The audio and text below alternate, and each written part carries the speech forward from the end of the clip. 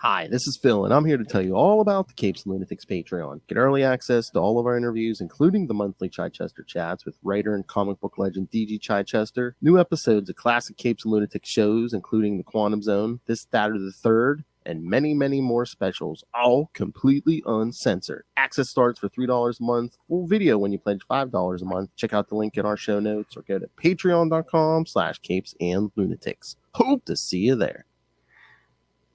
Gotta give him that hawk. A tumor.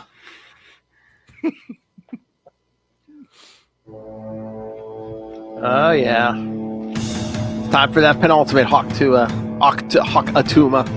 Welcome back, kids. The Marvel Tales Atlantis Attacks Part 8. The penultimate. Take a drink, Will. I am Phil. Joining me as always.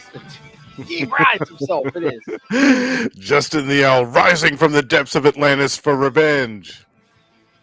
Oh my, that's right, kids. Because this time we're going to talk Avengers West Coast Annual 4 and Thor Annual 14.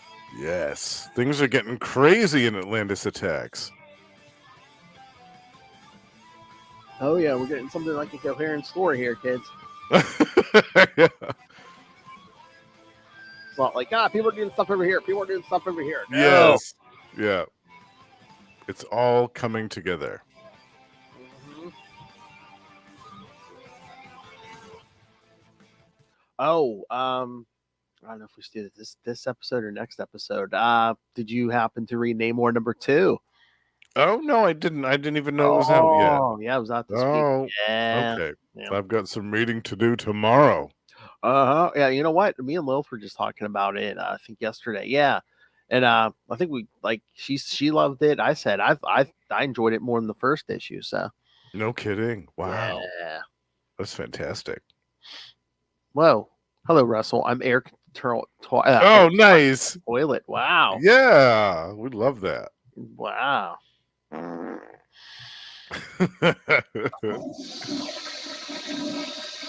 Help gets that flow going. Is your whole week? I think today it does. Is your whole week? Oh my. Ugh. All right. So teach me how to urinate. Not till next year, kids.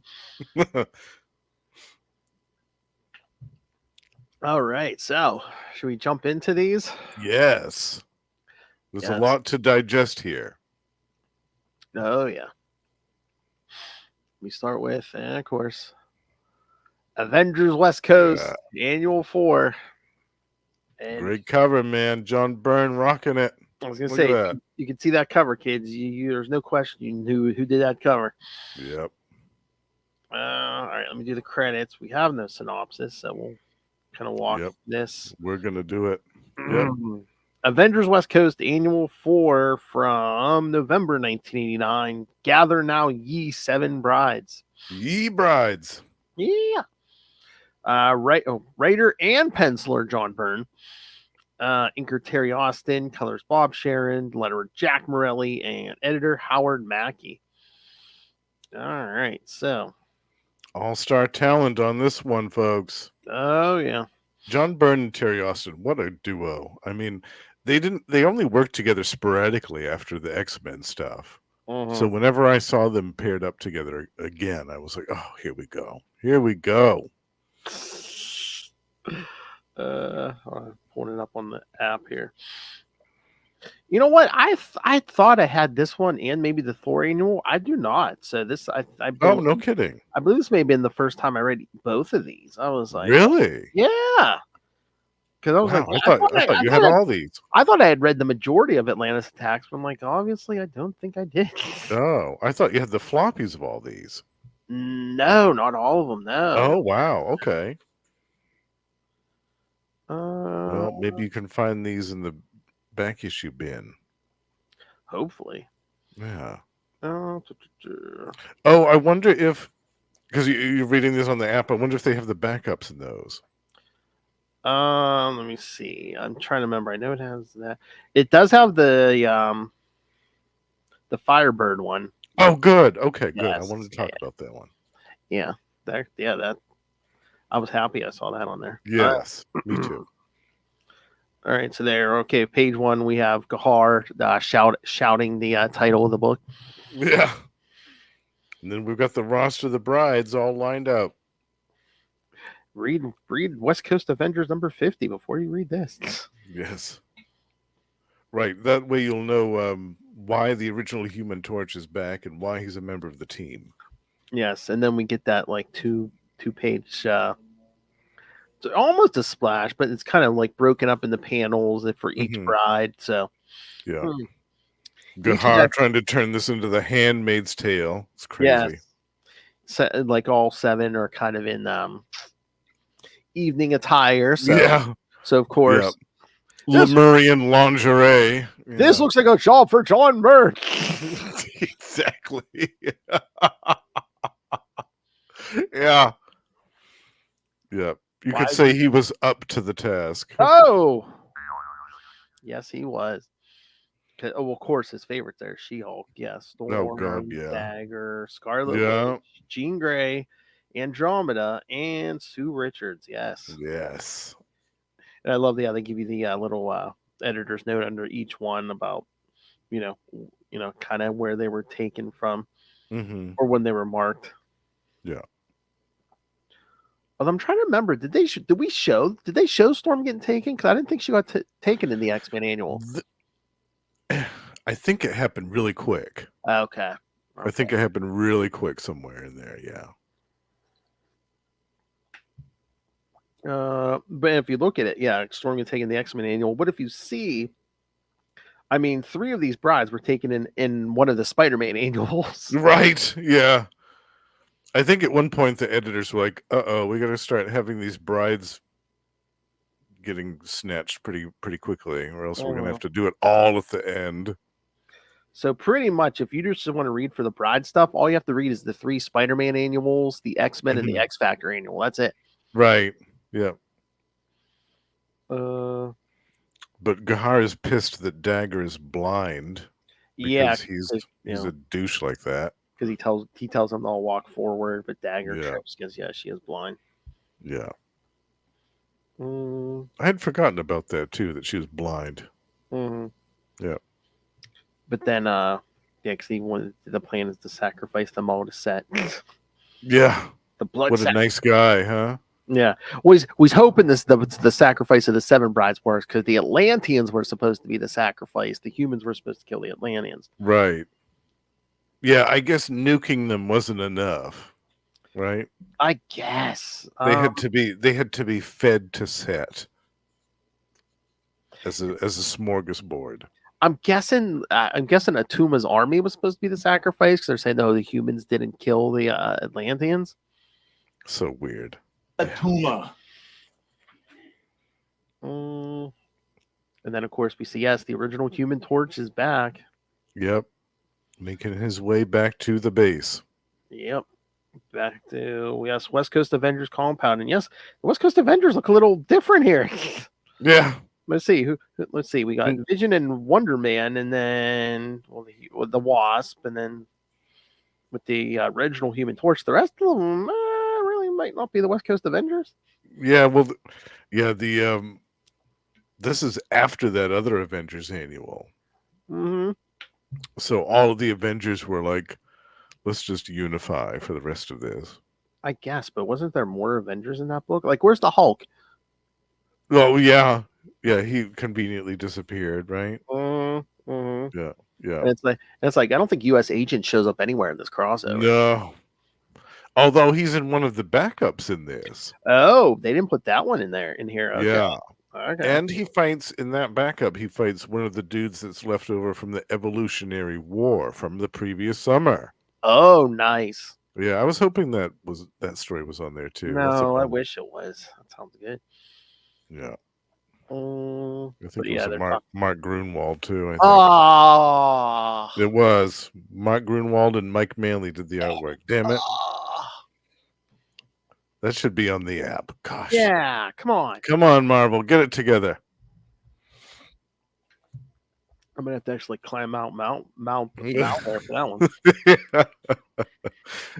Although I bet you could find this back issue cheap Oh, enough. probably, yeah. Oh yeah, this isn't going to be worth a lot on the market. Yeah, there is 1 or 2 issues I'm thinking about looking for online. Maybe I'll just add this to the pile. yeah. There you go. This and what you were missing. Which other one? The Thor one, yeah. Oh, okay. That's a Quasar. All right, but yeah, they're talking about the brides being missing, and of course Beast is here because only Beast is here, not the rest of X Factor. Yeah. Although technically Beast is still an Avenger, so That's it tracks. True. Yeah. But you would think with Jean Grey kidnapped, maybe the other ones would. I know. Yeah. I guess Scott was like, "Where's Jean? Anybody heard from Jean?" Whatever. Then Iceman said, "Hold on, Scott, keep it cool." Yeah. Chill out. So yeah, there. And then Ben Grin comes in rocking his thing suit. Yes, although if you're reading this issue, you wouldn't know that. He just looks like regular, but yeah, it looks like a thing, yeah. And where was this during the Web of Spider-Man annual? Yeah, remember that? Crashed. I guess Reed fixed it or something. I don't know. Yeah, he's out there punching Atlanteans with his bare fists. Ludicrous, I tell you. So yeah, they're basically all doing the summary of everything that's come already. Yeah. Mm. Yeah. Thor summing up things. And then we cut over to back to the ocean.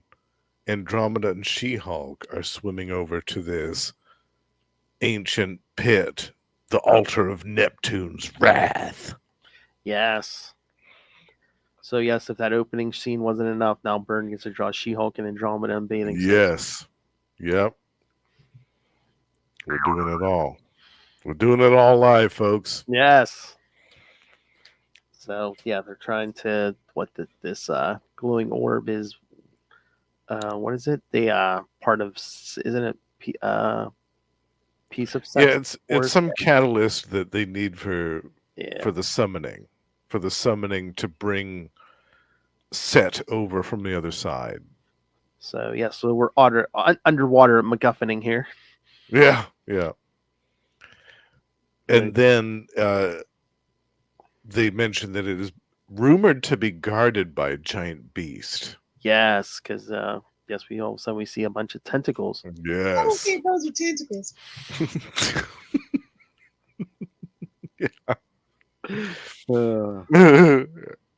And then we cut over to Chicago. Gene, Chicago, talking to John Byrne in here. I was gonna say, do you have a ponytail at this point? Yeah, well, I think that's John Byrne there. And then he gets clubbed out by Invisible Woman. Yeah, by a force bubble. I could see it. Yeah, it was really Bernie B on the ground, still unconscious. Yes, Sue. Hit me some more, Sue. with her foot on his face. Exactly. Rocky punch me out.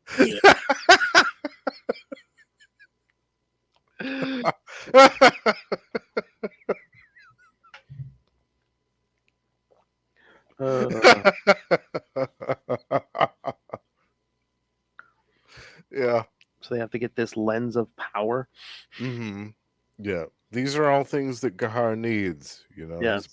he's been holding out on getting this stuff until this moment. So they sneak out all invisible, but then meanwhile, back in the ocean, as She-Hulk's getting attacked, the Avengers show up. Yeah. So then Iron Man flies down to help, still thinking, I have to pretend I'm not Tony Stark, even though I'm Tony Stark. Right. Because Armor Wars. Right. That's still going on. And he tries to rescue She-Hulk, but she lashes out at him because she's under the thrall of Gahar. Yeah, because he tries to save her from the tentacles, and she's like punching him. Punches him right in the face. So then Wonder Man tries to take out the creature, and they're like, he's not having much. He can't do anything. Iron Man. No. Then isn't the Beast like, oh, Cersei, can you transform it? And she's like, she never tried anything that huge before. The strain would surely kill even an Eternal like myself. Yeah, and I don't think that's how her powers work. I think her powers work better on like inanimate stuff, don't they? Like anytime she tries to do stuff with organic, like transmuting organic matter, doesn't it? I don't know. She does do organic stuff, but again, it's. I don't think it's anything usually ever bigger than a human being at the most. Yeah, yeah, something like that, something huge like that. Yeah. Who knows what would happen? Although if But- you're not worried about this thing's life, I mean, would they just be like, yeah, just try it. Can you rip a hole in it or something? We'll call in the new mutants. Yeah. They had luck with that octopus a few episodes back, blowing that thing up. Execute Plan New Mutants. Can you, transmute us? Exactly. Can you transmute us some dynamite? And they're like, yeah, oh yeah, no problem. We already did this. We're Atlantis. seasoned professionals at killing undersea leviathans at this point. Atlantis Attacks is more like humans attack the sea life. Right. God. Leave these poor things alone. Exactly. They're just trying to live their lives under the ocean. But the Vision has the great idea, and I liked this because this didn't kill the creature, right? Yeah, he goes into the heart and he just kind of solidifies just a little bit, just enough to get it to pass out and keel over and just do its thing. And it's still alive. It's not blown into bloody chunks, you know. Yeah, exactly. Yeah. Exactly, New Mutants. Yeah. I like that. So yeah, they Iron Man grabbed She-Hulk, but meanwhile Andromeda got away with what they were there for, and brings it back to Har. Yeah. But he's unhappy She-Hulk's gone. Yeah. Because now he only has 6 brides for sex. I know. What are they gonna do now? Oh man, better mail away for another one, Gahar. Yeah. Yeah. Yeah. Oh Lord. Oh, and you know Byrne loved this back at the Avengers when She-Hulk's trying to break free. Oh, and they're all trying to restrain her? Yeah, got her arms behind her back. Yeah. You know. Oh man. Her flexing her arms and legs. Yeesh. Yep. Oh. You know he wants to be the Beast in that panel. You know. Absolutely. I think a lot of guys would actually. Yeah. Burn. That's right, John Byrne. So they're she's fighting as hard as she can to try to get back to Set, and then Cersei's like she can follow her telepathically, and Cap says, "Are you sure if Gahar should block your mind reading ability?" And she says, "No, he can't do that. It's true. I can't read the mind of a deviant such as Gahar, but there's no known way he can prevent me by tracking the thoughts of any being less telepathically adept than myself." So they let her go, and Cersei can track her. So they follow her in the Quinjet. I liked this because this was just when Cersei joined the Avengers. Yes. Right after that. And at first I wasn't sure like how she would fit into the team. Mm-hmm. Like I didn't really understand like how her dynamic, how she would fit into it. But after this issue and a couple of other ones, there was another one. I think John Byrne wrote that one, and Paul Ryan did the artwork in it, and it had Nebula and a bunch of other stuff. Yes. And Cersei was in that, and she was great. And there was a whole bunch of stories around that time period that. Oh yeah. I realized, oh wow, like she's perfect for the Avengers. Justin's like the crossing line had me. Yes, I loved that one too. The one with the Alpha Flight. Yeah. That was perfection. Yeah. That was perfection. Oh yeah, it was the Avengers Alpha Flight. Then you brought in the Russians. Yeah. Yeah. Oh man, I love that story. That was one of those great summer ones. We'll have to cover that one sometime. Yes. And they were just like, "Oh, we can't get any more on the phone. Give me Stingray." Yes. Yeah. Still an Avenger. That's right. Yeah. So yeah, they're tracking Cersei. Oh god, Gahar's slapping Cersei around, or dagger around. Yeah, getting all nasty with her. Ugh, he's such a pig. Yeah, because he needs her to like concentrate her light into the most slender of beams, and she's like, "It's hard to do when I can't see what I'm doing." Yeah, exactly. And then the Avengers find their way to the undersea complex Yes. And Cersei has made it so that they can breathe underwater conveniently. Yeah, kind of like gills or something. Yeah. Yeah. I love the Cap just tells Iron Man to go over. He goes, "Yeah, sure, I'll just go over and knock and just punch it all through the wall." Yeah. And then Cersei transforms everyone back so they can breathe in the air. Mm-hmm. They make short work of these deviants down here. Yep. But then Gahar sends Storm out Yeah. to intercept them. I love for the rest of Atlantis Attacks. I love it's like, who is that? It looks like Storm, but that can't be Storm. The X-Men are dead because no superheroes ever come back from the dead. Exactly. Well, this was in the time, admittedly, when they didn't kill off characters quite so much. Mm-hmm.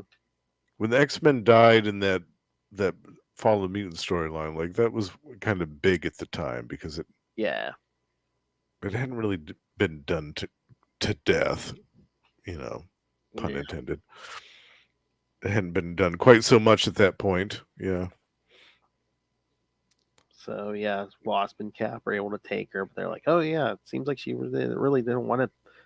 She didn't put up much of a fight because she wanted to be beaten." Yeah, the Wasp stings her in the boob. Oh, John Byrne. I know. Yeah. And then Wonder Man shatters that lens thing. Yeah, no more lens. Nope. Gahar says, "A curse on his house for 1,000 generations." I think Gahar tells the brides to stop Wonder Man there. Which all of them are more than equal to that task. I mean, Wonder Man's no slouch, but Invisible Woman, Marvel Girl, She-Hulk, and Andromeda, he's not going to do much in that. Yeah, except for Scarlet Witch, because Gahar tells her to use her hex power to try to change the probability that they don't have enough energy, but make this be enough energy. Yeah. And then Beast comes in with a metal glove, thinking, "Hey, if I thrust this metal gauntlet into the heart of the energy, iron being anathema to things mystic, and boom." Yeah. Unfortunately, that didn't have the expected result. Yep. Because looks like Set is here. Yep. Yeah, that's a wonderful 2-page spread right there. Mm-hmm. I love that. Oh yeah. Let's see. Yeah, look at that. Yeah. Yeah. There it is. Yeah. Yeah. It's really, really great. All right. So what do you think, Justin? I love this. I thought that the story in this was great. I loved the action. I loved the concept of Gahar needs all these mystical artifacts from different places to do this stuff. Yeah, it was really cool. Yeah, and I don't know. I mean, again, I love the art, but it's like, I don't know. Byrne kind of got me. I was kind of like, you know what? I wouldn't have minded this being the regular Avengers team. The East Coast Avengers team. Yeah. Yeah, definitely.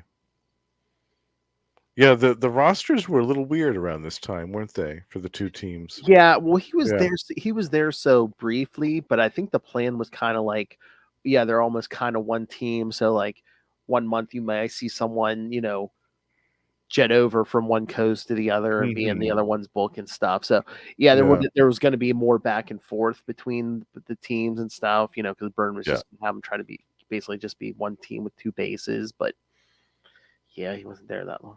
Yeah. Which, speaking of, why did we get the Human Torch on one page and then he doesn't join the others?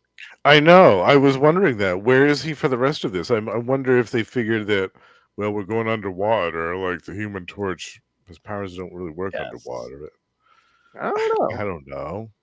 Because Cersei could have done something to. I don't know. This is foolish, isn't it? Right? Because we'll see a few of the others somewhere else next in the Thor issue, but it's like Human Torch isn't with them either. So where's the Torch? holding down the fort at home, I guess. I don't know. Mhm. It's kind of bonkers. Again, it's so weird. It's just like, oh yeah, here's a character here who's not gonna join us over here, and Yeah. And I it's think we see Black Panther in one of these issues who's not in this. he I was think in he's the he was in the Avengers annual. Does he show up in the Fantastic Four? Maybe. I think he's in. I thought he was in the Thor one, but he's in one of those. And I thought, wow, where was he in the Avengers one? The Avengers West Coast one, rather. Yeah, yeah. Mm. But I'm like, what's the point of putting the Human Torch in this issue except for Burns saying, "Hey, look who I brought back." Right. For one page. Yeah, but I mean, in He's the on regular series, look who I brought back. The original Human Yeah. Torch. Yeah. Yeah. If you weren't already reading the book and didn't know that already, I guess, right? I guess. I don't know. What did you think of this one? Because this was your first time reading Yeah, this. I mean, I liked it. Like I said, yeah, Bernard will get me get me into it. But yeah, I mean, I thought it was good. Again, it's like we're actually doing stuff here. I mean, Yeah. The yeah, plot's moving. yeah, it's one It's of the moving. better. It's one of the better issues. Yeah, that was my only really big plot point. Was like, where's the Human Torch? Yeah. Actually, comes in, he talks a little bit, and then that's it. Yeah. Yeah. Yeah, that was kind of weird, right? Mm-hmm. All right. There is another hilarious backup in this, written by Mark Grunwald. Rate the hunks, and it's the Wasp and She-Hulk rating a bunch of the different guys in the Avengers on a scale of hotness. It is so funny. It is absolutely hilarious to read. I'd forgotten about it. And then when I got to it in the floppy, I was like, oh my God, I forgot about this. Rate the hunks. So funny. Oh yeah, I do see. Yeah, that's there. The Last Good Soldier, like you said, with the U.S. agent. Yes. Yeah. Oh, and I Hank hope that you can read that at some point. Oh yeah, one way or another. I'm good. Again, is Grunwald a U.S. agent? Yeah. I'm Yeah. Oh yeah, let's talk about the Firebird one. Yes, yes, Yeah. yes, because this is on the app. Yeah. Yeah. So what are you going to do after you conquer the world? Mhm. So yeah, she in the middle of the Baja Desert in Mexico, she finds these Atlanteans. Just kind of lost. They've been separated from their regiment, and they're not doing so well. They've got their water supply, but yeah, But they were part of the Atlanteans from the Iron Man annual, so we're taking this back to part 2. yeah. The second issue. They've been wandering out here for a ways. Yes. So I said breathing from the same water for 2 days is like smelling used underwear for a week. no. Which, if you think about it, yeah, it's like breathing your own air for the same 2 days. Like, could you imagine? Then Firebird shows up, and they're like, "Oh, of course we had to run into someone who has fire for a power. Why couldn't we run into Iceman or Blizzard or Jack Frost even?" Yeah. But she said, "Yeah, don't you realize there's a war going on?" And they're like, "Yeah, yeah." And then I tell her how they were part of the Atlanteans that attacked Iron Man and Namor. So they said sandstorm caused them to lose their bearings. We've been wandering aimlessly since. Oh my, we can't have you doing that now, can we? Who knows how much unmitigated damage you might cause to yourselves. So they try to blast her, and she disperses the molecular integrity of the plasma burst. So I guess she acquires some new abilities in Avengers Spotlight 23, it says. Yes. Yeah, and this cool thing that she does on the next page with like blasting them with like a desert storm and stuff. Yeah. Yeah, her powers are really cool. Like, I am a big Firebird fan. And I always thought that she should have been maybe not in the Avengers necessarily, but in some other team. She should be bigger. She should be some big force in the Marvel sphere somewhere. She's not used in hardly enough stories. I love Firebird. She's great. Yeah, because she was in some of those early West Coast Avengers issues, and then by this point she's like relegated to like backups in the annual issue, pretty much. She's hardly ever seen. She saved Hank Pym's life. Like, he was going to blow his brains out, and she ran in and wrenched the gun out of his hands. Like, there's a lot that people don't know about Firebird. And what some of the conversations that she had with Thor during the whole Kang Dynasty story, Kurt Busiek and Alan Davis, are some of the best things I've ever read in comic books. I love that. So I am a major Firebird fan. Anytime when she shows up, I'm happy. Yeah, but she handles these shock troopers very handily. Yeah, melts their weapons and all that. But then she even says, she goes, okay, how about this? She goes, even if your race were to win this ridiculous war, what would you do with your conquest? As she points to the desert. Mm-hmm. Yeah. What are you going to do with that? And they just shrug. They're like, well, I don't know. Yeah. So basically helps them repair their submarine thing and says, lets them go. She goes, but they say they're going to go westward away from the vicinity of all the fighting until the situation between our peoples has been settled. She goes, look for an island named Tahiti. You might like it. Yeah. She goes, all's well that ends well, I guess. Maybe I should check and make sure no Atlanteans are trying to conquer the La Brea tar pits. Fabian wrote this story. Yeah, I love this. This is fantastic. Yeah. Oh yeah. But yeah, I mean that was a good issue. Yeah. Yeah. Yeah. Good stuff. They've got another chapter of the Saga of the Serpent Crown as well. Yes. I mean, we talk about some of the the Counter-Earth stuff with the Squadron Supreme and all that stuff. Yes. Nighthawk and the Beast gets involved with all that. Oh yeah, and then Cal Richmond and his female assistant here. Yeah, they break Arcana out and some more great Mark Bagley artwork. Oh yeah, so good, right? Yeah, so this is basically the squadron basically take.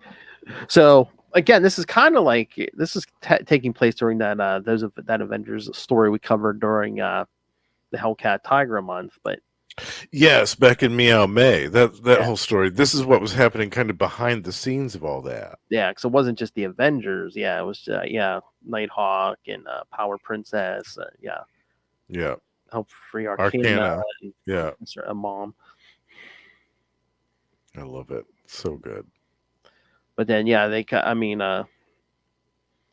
of setting the stage here for the Squadron Supreme miniseries. It's like yes. You and Hyperion telling Nighthawk, well, if we had to, we could take over, Yeah. If we had to, Yes. All right. So, what'd you think of this one? Yeah, it was good. Good issue. Yeah. Oh, yeah. Good stuff. All right. Should we jump over to Thor? Yeah. Let's jump on into the next chapter. All right. Let me bring up the cover here. But I'm kind of disappointed because the cover doesn't match the interiors. I know, right? Yeah. But look, there's Thor, Quasar, Ben Grimm, Doctor Strange. Yeah. Yeah, you must have been happy about this. Yes. Quasar.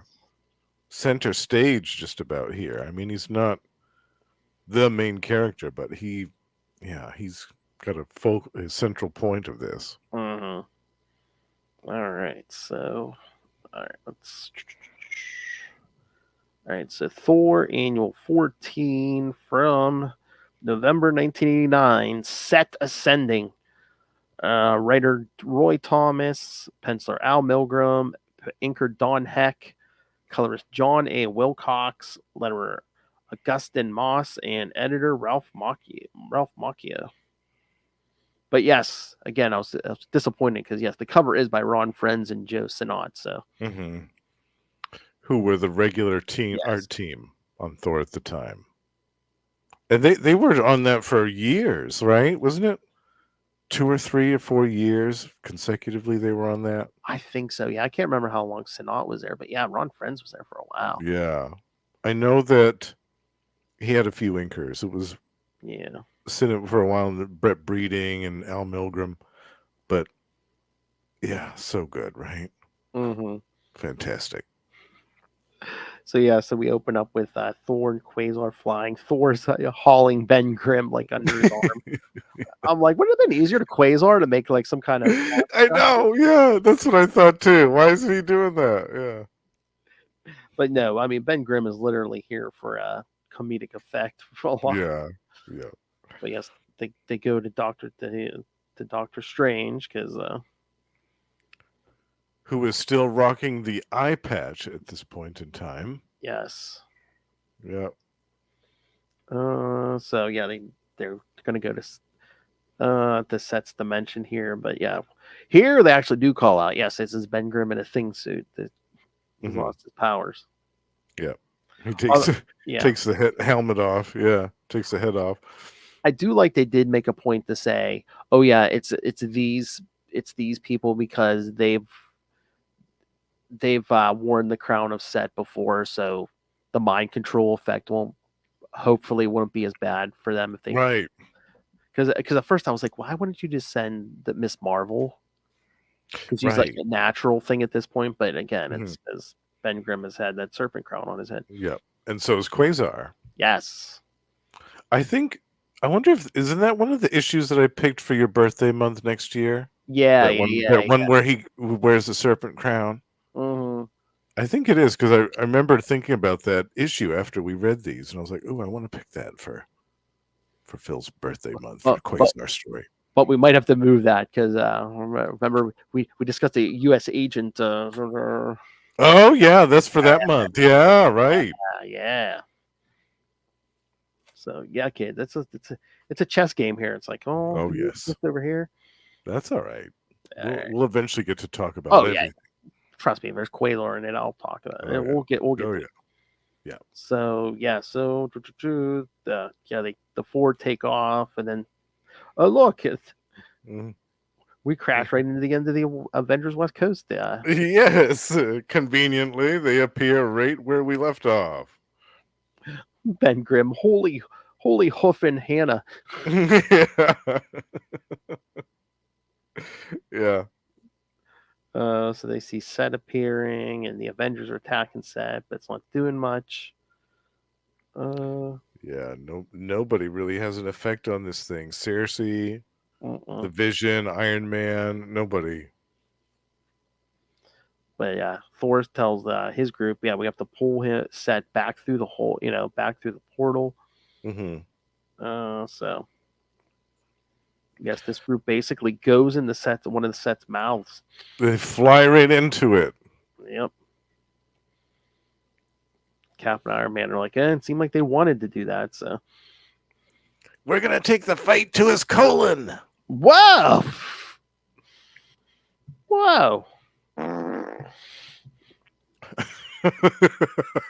No, my. Is your whole week? They're going to get to the heart of the matter. I licked around the rim of Ronald Reagan's keister.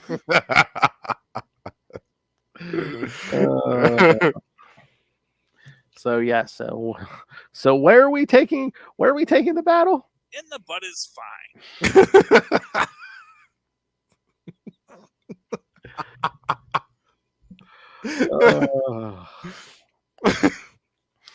All right. Is it in the butt? So yeah, so these four kind of, yeah, it seems like what they're pushing, and then did they rip out? Because see, when they get to the other dimension, it seems they've turned Set inside out. Yes, that's exactly what's happened. Yeah. It's an inside out version of Set that they confront in this realm. It's a prolapse Set.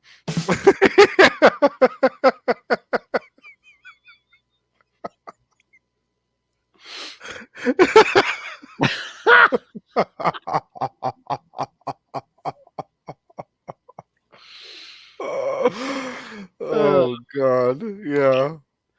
Uh, This thing is nasty looking. Still to this day, I think it's nasty. I know. Al Milgram and Don Heck really outdid themselves on this. I'm like, that was a hell of an idea. Yeah, let's turn this evil creature inside out. Yeah. With these red eye stalk things, and oh my God. So they're attacking. Yeah. Quasar doesn't. Yeah, he gets blasted by the thing. He almost gets blasted into like this void, but then Ben Grimm catches him. Remember that, kids? Yes. For the second half of next episode. Yep. Doctor Strange can't really do much. His shield gets broken by the thing, by the creature. None of them can really do any harm to it. Yeah, and again, I have a feeling. The writer here is suffering from what a lot of writers did, that they really didn't know Quasar's powers to their fullest, because Quasar's just blasted away. It's like, we're not making any giant constructs to try to actually pound that thing. True. Or yeah.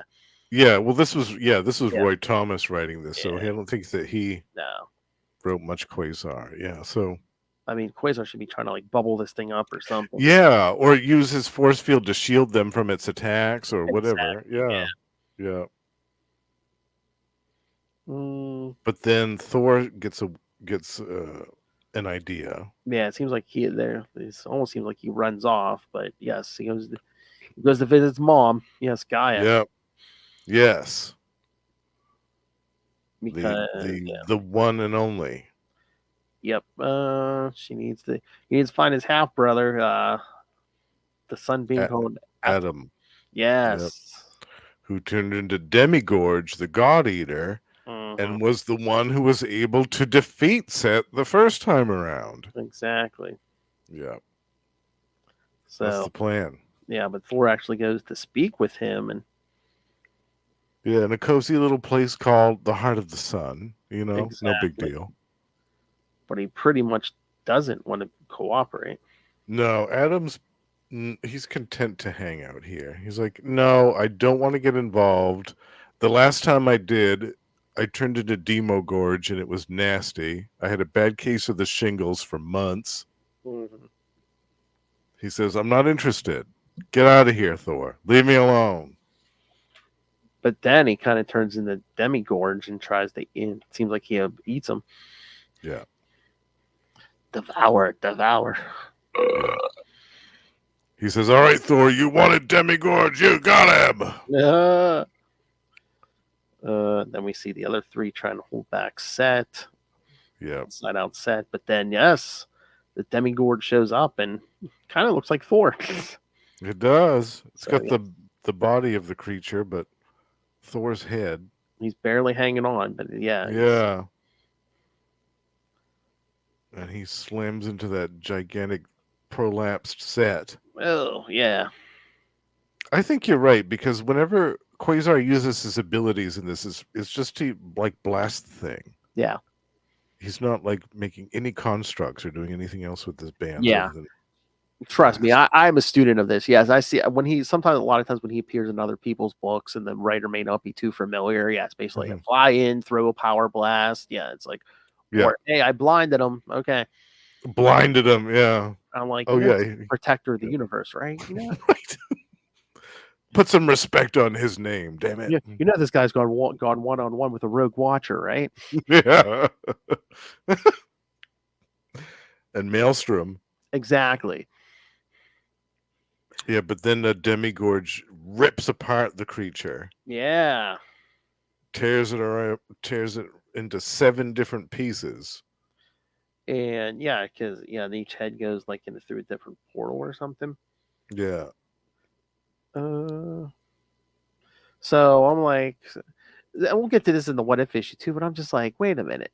So did you saved your dimension at the sake of 7 others?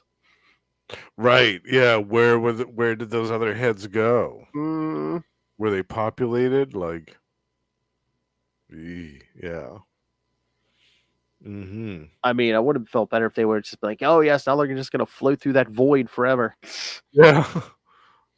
I know, right? Wouldn't that have been the better solution? Just to have them Oh. be in some void where they can't harm anybody else? So, I don't know. but then they're like, looks like Demigorge is like absorbing Thor, and Yeah. the others We're are gonna gonna, have to fight him. yeah. But before they attack, Demigorge separates back into Thor and Atom. Yeah. Which is convenient because, I mean, I got a lot of respect for those 3, but I don't know how much damage they could have done to Demigorge. Yeah. Especially when the writer doesn't know Quasar's powers. Yeah, exactly. I know. So then, they're heading back, but then the Avengers on the other side, to them, it's only been a few moments. Right. They're like, hey, the portal's opening or closing. Yeah. Gahar's trying to do his madness again. Yeah, he's trying to channel up enough power for Set, but then we see the 4 come out of there. Gahar says, "That you shall never do, you rock-encrusted cretin." So they pretty much close the portal and stop Set, but Gahar gets away. Yeah. And you have a massive assemblage of heroes here ready to finish the battle. Yes. And to be concluded in Fantastic Four Annual 22. Yes. All right. So what did you think of that? I liked it. Like you said, the cover was a little deceptive. I was kind of hoping to see some Ron Friends, Joe Sinnott magic in here. I mean, Al Milgrom and Don Heck are great, but there were some pages where, I don't know, like when they first enter the chamber where we left off in the previous issue with the Set coming out of the thing and the brides around it, like that whole panel was a bit of a mess. And there were a couple of other pages that were just kind of like, all right, yeah.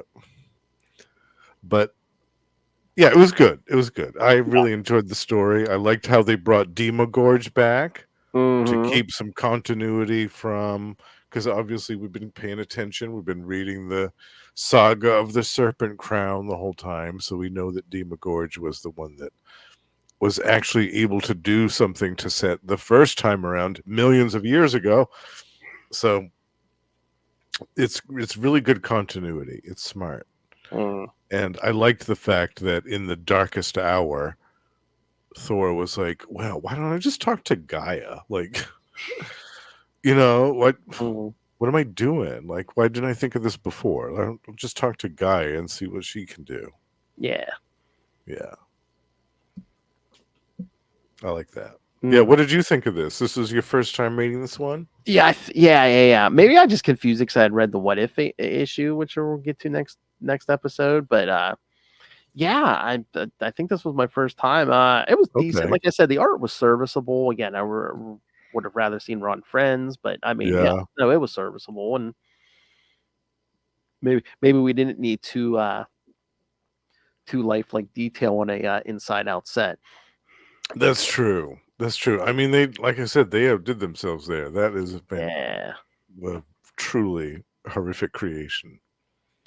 Yeah, the art's fine. It's just, I don't know. I was expecting something different, I guess, for this type of story. That's all. Yeah. There actually are some backups on this one. Oh, okay. Really? Yeah, what is this story? God's Hope, where basically Thor visits what's left of Earth in the year 3289, Yes. Yeah. which ain't much, kids. Yeah. Yeah, that's a Bob Layton story. hmm Yeah.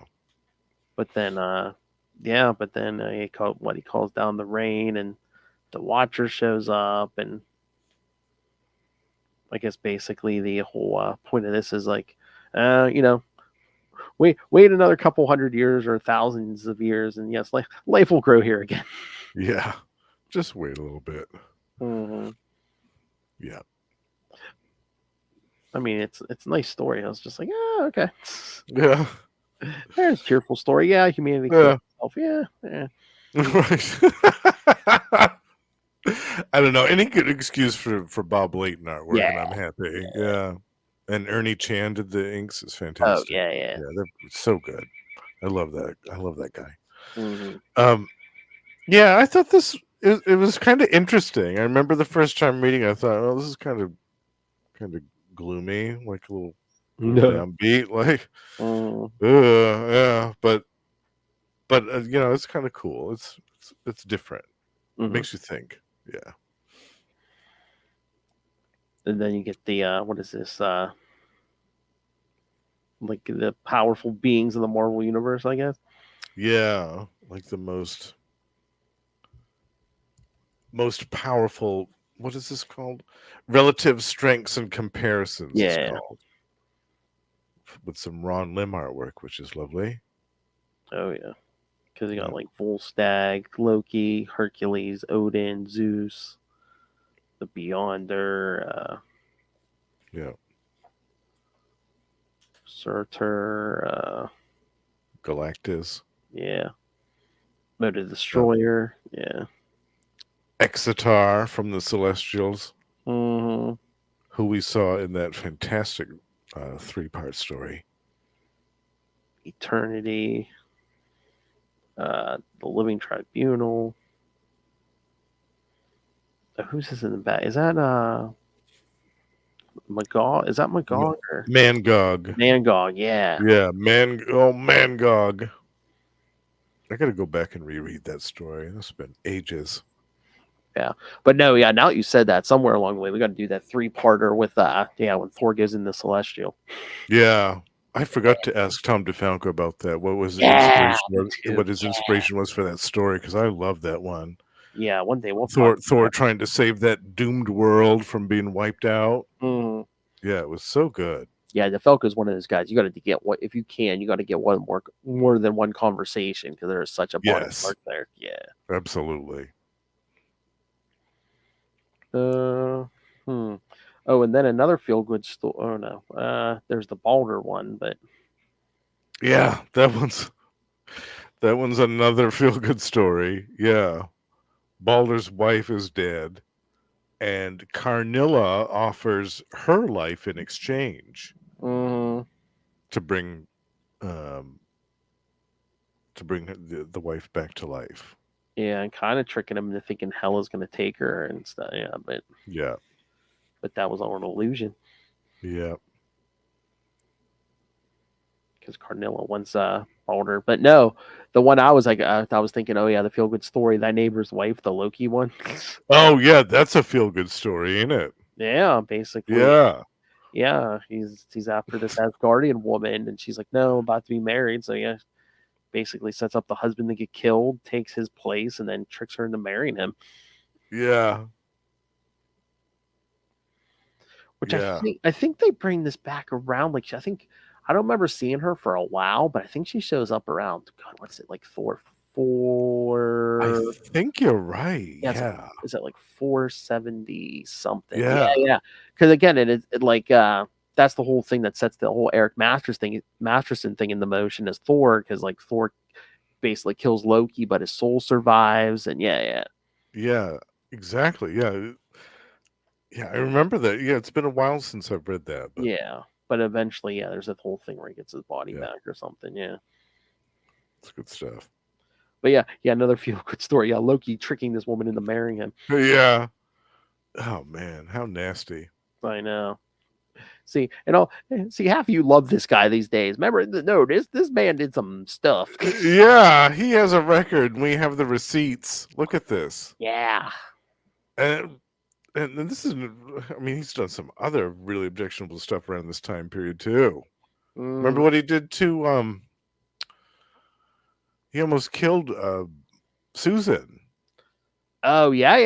I mean, that's kind of the whole thing of why Thor killed him. He's like, just like, Exactly. Enough's enough. Yeah, he just indiscriminately blasted this poor woman, like almost murdered her callously. Like, and I mean, I don't know if there was any loss of life, but just like almost loss of life and property damage. I mean, acts of vengeance was Loki. Oh yeah, exactly. Yeah, that whole conspiracy was his idea. Yeah, no, he's not a good guy. I don't care if it looks like Tom Hiddleston. He's a bad guy. Yeah, exactly. Kids these days have no idea. All right. And then there's the next saga of the Serpent Crown chapter. Yes. Which I love that first page. Yeah, just Stingray, Ben Grimm, and Scarlet Witch standing outside the Capitol. Yeah, it's great. Congress of Crowns. Again, like basically the living laser stole the Serpent Crown that the Avengers brought back from the Squadron Supremes universe. Yeah. But the Avengers... Yeah, we got more than one crown to deal with here. Yes, but yes, the Avengers got it off him, and the Vision threw it in the ocean, because that's not going to come back or nothing. Yeah, that's the best place for that, right? Yeah. And let's not lock that up in the mansion, or just or even just if you're going to drop it in the ocean. Yeah, let's not like encase it in like concrete or adamantium. Yeah, no. Exactly. Throw it in. Let's not even do the Superman method and take it up into space and just leave it in orbit. Let's just dump it in the ocean. Hell, bury it on the moon or something. If you're not going to put it in the sun, bury it on the moon or something. Yeah. No, dump it right in the ocean. Great idea, Vision. That's awesome. But meanwhile, that was the crown of the other universe. Meanwhile, remember the original Serpent Crown, I guess, was still kind of buried in the sewers after the whole Viper and Nomad thing. Yes. So that's been sitting there for a while. Yeah. So the second Serpent Squad finds that, and then I'm assuming this is another 2-in-1 issue because it's Stingray and Ben Grimm are fighting them. Oh, yeah, I got to go back and reread that. Yeah. I've been trying to make it a point to read all that Serpent Squad stuff. All the appearances of this Serpent Squad. Yeah, at some point we got to read that Nomad. That Nomad's good. Yeah. Yeah. That's good. But then eventually the crown is both crowns are combined. Both of them. Yes. One wasn't bad enough. Nope. And then yes, because was this Hugh Jones, and yes, with ethereal duplicates of everyone else who's ever worn the Serpent. Yes. Everyone. Yep. Yeah. So then we get a fight with Ben Grimm, Stingray, and the Scarlet Witch.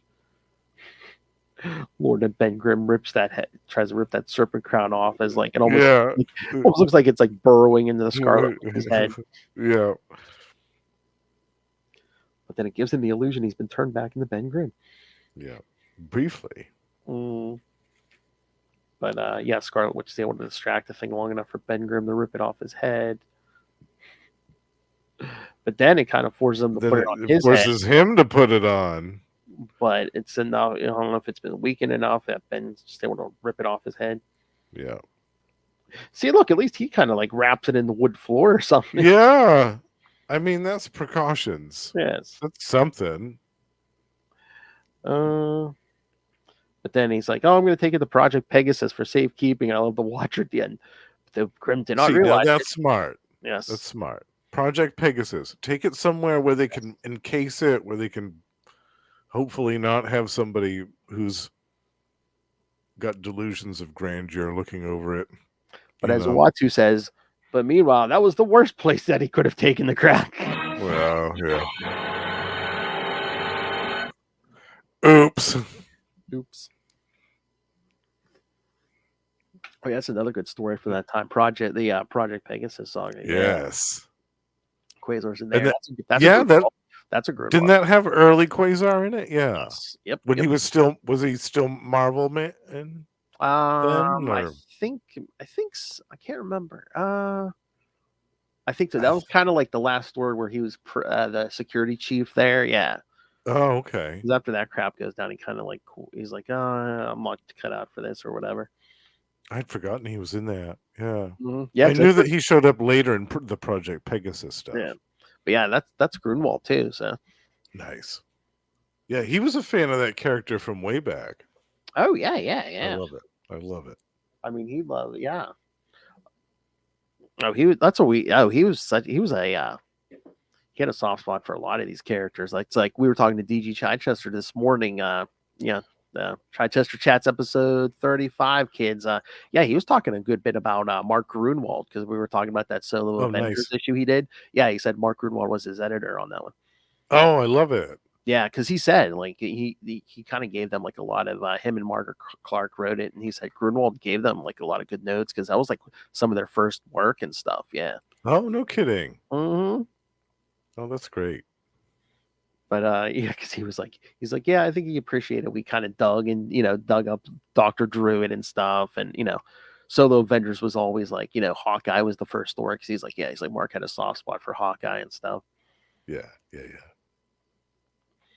All right, so any other thoughts on these, Justin? No, I think we covered both of these annuals quite well, Phil. This was fun. Yeah. I'm glad that this was your first time reading both of these. That's extra special. I like that. Yeah, I love that. All right, so that's the penultimate, kid. So next time we're gonna wrap this damn thing up with Fantastic Four Annual 22, and then we're gonna do the alternate take on this and from What If number 25. Yes. So don't expect a happy ending there, kid. Yeah, you don't talk about feel-good stories. Oh man. For You nobody. might want to take a long walk off a short pier at the end of that one. Oof. Oh yeah, nobody gets.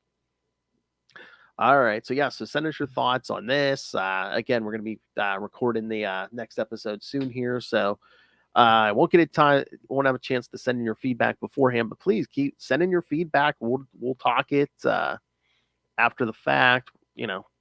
Please, we love interacting with some feedback here. Yes. All right, so send us your thoughts on those. Hold on, wait for the schedule to pop up here. All right, so next time we'll wrap it up, and then it'll be October. So in October, we're going to do Marvel Premiere 4 through 10, Creatures on the Loose 30 through 35, which is a Man-Wolf story, Captain America 253 and 254. Damn, that sounds dyslexic tonight. Featuring right. Baron Blood. Baron Blood, yes. Yeah. And then again, for my Man Thing my Man Thing club here, yes. The first 4 issues of Man Thing from 1974. Yeah.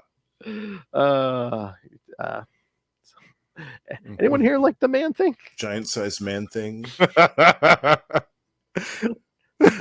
That should be the job. I'm a sucker for a giant sized Man Thing. I'll have to do a new one of that. You and Lilith. Yeah. Just hit you both up when you're together and be like, here. Yeah. Both of you read this line. All right. And of course, yes. And then we'll dropping on Halloween. It's the day itself, October 31st. We're going to do Rise of the Midnight Suns from Ghost Rider 28, Ghost Rider and Blaze Spirits of Vengeance #1, Morbius the Living Vampire #1, Darkhold, Pages from the Book of Sins #1, Night Stalkers #1, and Ghost Rider #31. That is going to be a massive episode. Yes. Yeah. Massive, great Halloween episode. Yes. All right. So, yes. Plenty of time to send in your feedback. Yes. Please do. Please do. We want to hear your thoughts. And again, because we did talk to Gigi Chichester about Night Stalkers #1. I may be able to maybe I should cut some stuff up, see if I can get some snippets we can yeah. Great idea. All right. So send us your thoughts. Email us CapesandLunatics@gmail.com or call the voicemail 614-382-2737. That's 614-38 Capes. And remember, you can find all things Capes Lunatics episodes, social media, merchandise. You can find Yes. all the brand Get new the new Capes Lunatics stuff. merch, Get the classic gear. And again, the Queen demands that you rain the money on us through the Cash App link. Make it rain. Keep the train going. And again, yes, keep us from being that metaphorical girl on the pole dancing in the club, because either some deviant creep is going to try to dress us up in lingerie. Either some deviant creep or John Bernard is going to try to dress us up in lingerie. No. We're gonna a stripper pole down at Divas. All right, and of course the Patreon, where again you find exclusive content just for you patrons, uncensored, exclusive, and of course, if you are a patron like our friend Hootie here, Yes. you can suggest topics, which we will get to adjust in topic for August. So Yes. yes, Join me in the Patreon league. You get all the perks, all the good stuff. or I should say, this is a September episode. We did get to in August. Ooh. I mean, we didn't record it yet, but by the time this hits the podcast, we will have. That's All We're right, going forward in time. that's right. All right, so find it all find the Patreon at patreon.com/capesandlunatics, and find it all at tubespace.io/capesandlunatics podcast network. That's tubespace.io/capesandlunatics podcast network. More vicious and brutal than ever. All right, now for our good friend Hootie here. You can find him every week here on Marvel Tales, talking something Marvel with me, which you heard what we're going to do for like the next month. So Yeah. please send in your feedback. Again, you can hear him once a month on Energon Universe with me and Russell, talking all the new Transformers and G.I. Joe content. And again, you can hear him at least once a week on We Are the Night, The Batman podcast. on Capes Lunatic Sidekicks. Again, he'll be talking Batman 89 with me and Lilith for episode 200. Yeah. You can hear him on every so often on Electric Mullet, although he's doing a nice little run here at the moment. So Yeah. For a couple of months. that's right. Did we hit all your Capes of Lunatic stuff? Like, get to be a little Hellfire. I'm just like, oh, how many shows? Oh, and on Classic X-Men. Oh, yes. X-Men Classics at least once a month, and that'll be going up next year. So, yes, if you want to hear us just talk X stuff, yes, keep it tuned. And Russell will be joining us in October. Oh, our Beast episode. Yes. Yes, I'm very excited about that. When the Beast gets his fur. That's right. That's right. All right, but that's not all this man does. All right, Justin. So tell the other fine folks about these other shows you're on. These other fine shows you can find me on Gamma Charge, the strongest podcast there is, with Russell and Josh. We talk about the Hulk and She-Hulk every month. And we also have a Patreon, so do check that out. Predator and Prey, we are joined by Ray, and sometimes Sparky joins us as well. And our next episode, we're very excited about. We're recording it next week. We're going to be reviewing the brand new Predator versus Black Panther #1. Ooh. And over on the Lost Library of Legends, my solo show, I'm currently doing a 3-part retrospective on a DC title from 2002 called The Power Company. I'm gonna eat this up with a fork and spoon. Hold on, let me grab a handful of this. One way trip to Biscuit Town. All right, kids. Oh man, I was gonna say. So, I guess we're done with the Tuma for the time being. Yes, no more Atuma. He's all washed up. Gotta give him that hot Atuma.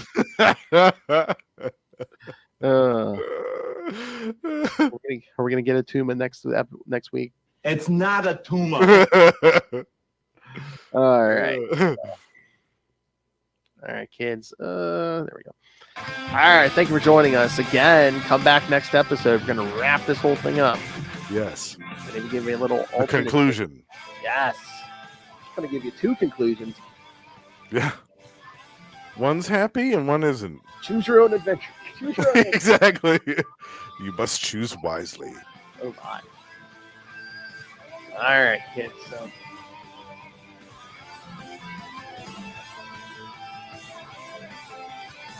All right, remember. Watch out for that prolapse. Good night.